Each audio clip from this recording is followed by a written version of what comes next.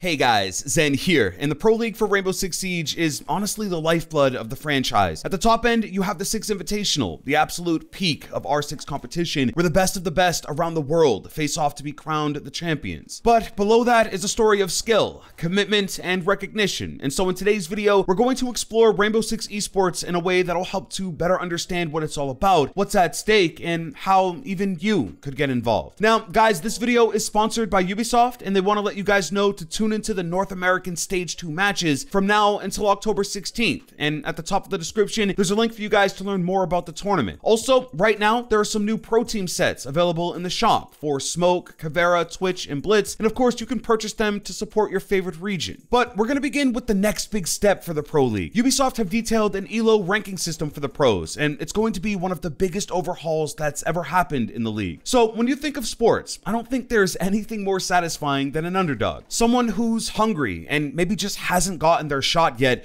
or maybe a team that's won some big titles, but because of a technicality or some other general issue, they've never been able to make it to the main stage. Well, R6 Esports is really no different, and so Ubisoft will be ushering in a global standings point system that will act as the currency to essentially make it big. Teams from the 4 regions will gain points by winning in their regional leagues and also for their placement in the 6 major, and at the end, the top 16 teams will go to the Invitational. 4 of the runner-up teams will have one more shot with the last chance qualifiers, resulting with the 6th Invitational being a 20-team competition to see who wins it all. So, alright, if you're someone who hasn't been super in touch with the league, you may be asking, what is a 6th major and why should I care? Well, I think we all have some understanding of the 6th Invitational because it's the biggest esports event, the Super Bowl, if you will, for Rainbow Six Siege, but the majors are the steps to get there, and only the top 4 teams of a region can compete, and so, yes, it is on a smaller scale, but the prize is essential for these guys who compete. And again, looking back at the ELO system, a win here is worth a hearty amount of global standing points. And so if you didn't perform well in the regionals and win a major, you just might get a main event invite. And so that's the technical jargon to get caught up. But what's in it for me if I'm the best at clicking heads? So last season at the 6th Invitational 2020, the prize pool was a record-breaking $3 million, and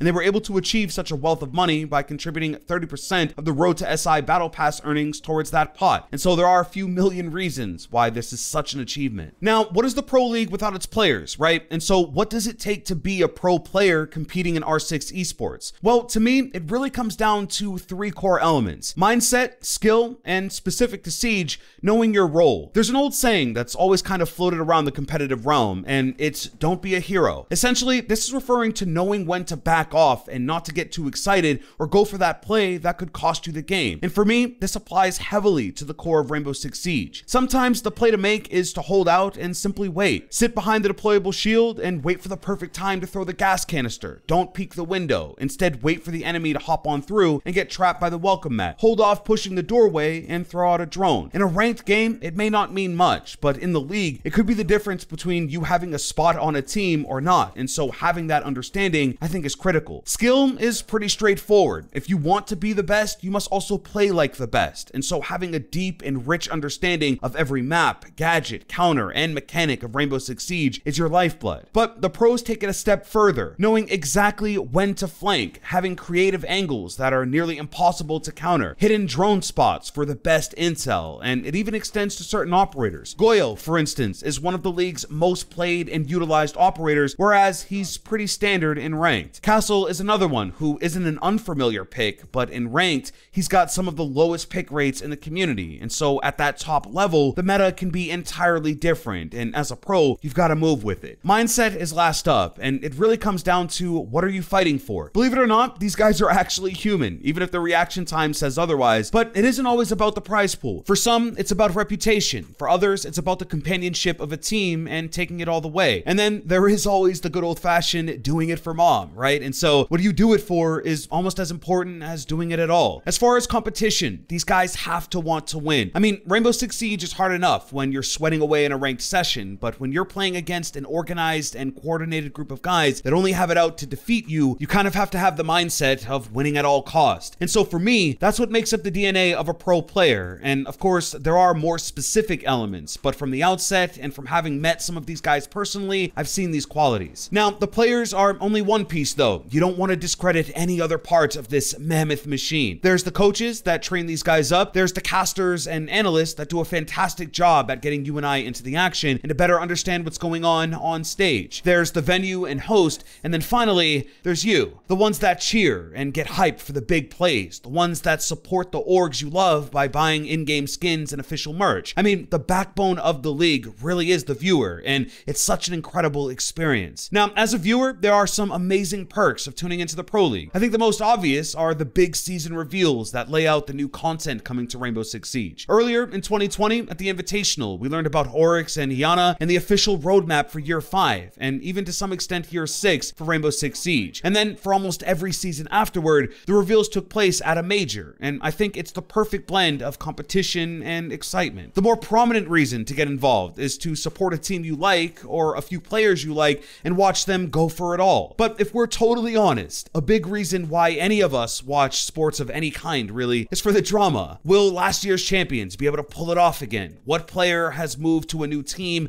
Will that same player defeat his old team? What will the underdog do with that massive cash prize in the pool? I mean, getting invested in that stuff is fun and can lead to some amazing storylines. Now, one of the biggest questions I see is, well, I think I'm up for it. How can I get into the league? So if you're serious about it, you want to look to the Challenger League, and Ubisoft have recently revamped it to be more streamlined. As of right now, there's only 2 stages, but moving forward, there will be 3. During the qualifiers, your team will face off in a best-of-1 single elimination tournament until there is only 16 teams left. Next, those 16 teams will play in a best-of-3 single elimination until only 8 teams remain. You'll then be bumped up to Stage 1 Challenger League, and these matches will be broadcasted and promoted, which is essentially the start of the seed beginning to sprout. The remaining 8 teams will split into 2 groups of 4 and face off in a bracket until there is but 1 winner. And that winner will go on to face the 8th place Pro League Division team, and that match really decides your team's future. It's pretty straightforward, and there aren't any hoops to jump through or any insiders to have dinner with. If you're really that skilled and enter into the qualifiers, you could become an actual professional gamer competing in R6 Esports. And then lastly for this video, what exactly is next for R6 Esports? Well, Ubisoft recently announced the R6 World Cup that kind of encompasses all that we've talked about and applies it on a global scale. 20 countries will compete to be crowned world champions, and as a viewer, you don't have to pledge an alliance to any given org, but of course to the team representing your country. It's an exciting next step, and I can't wait to see who really is the best at Rainbow Six Siege. So there it is, guys. R6 Esports, and hopefully a dedicated guide to help those of you like myself who haven't always been super invested or just want a better understanding. The last thing to note here is that, yeah, this is a highly competitive ecosystem and there is a lot at stake, but ultimately there is a ton of fun to be had here, both as a viewer and a player. And if you do decide to take a leap of faith, I can only wish that you remember that. So another big thank you to Ubisoft for sponsoring the video. And guys, remember to support the new Pro League sets in the shop and enjoy the North American Stage 2 matches until October 16th with the link below. If you did enjoy the video, drop a like and I'll catch you in the next one. It's been Zen. Hey, I'm out.